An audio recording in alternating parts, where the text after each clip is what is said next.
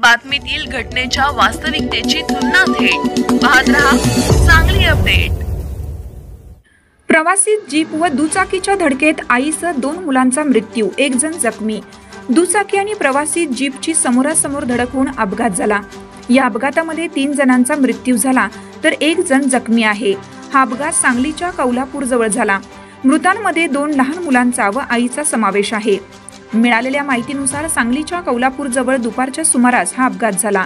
भरधाव प्रवासी जीपने दुचाकीवरून जाणाऱ्या कुटुंबाला धडक दिली।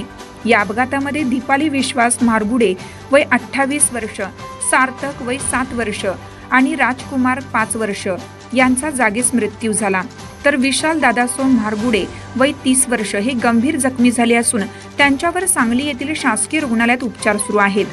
अपघातातील जखमी आणि मृत हे सर्वजण आटपाडी येथील तळेवाडी येथे राहणारे आहेत। विशाल मारगुडे हे मूळच्या आटपाडीचे असून सांगली येथे राहणारे आहेत। ते दुचाकीवर पत्नी आणि 2 मुलांना घेऊन लग्नासाठी जात होते। त्याचवेळी समोरून येणाऱ्या भरधाव प्रवासी जीपने दुचाकीला धडक दिली।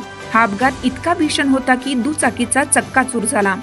अपघातानंतर घटनास्थळावर मोठी गर्दी झाली। जखमी झालेल्या विशाल यांना तात्काळ शासकीय रुग्णालयात दाखल केले, पण त्यांची प्रकृती देखील खूपच गंभीर आहे। या अपघाताचा तपास सांगली पोलिसांकडून सुरू आहे।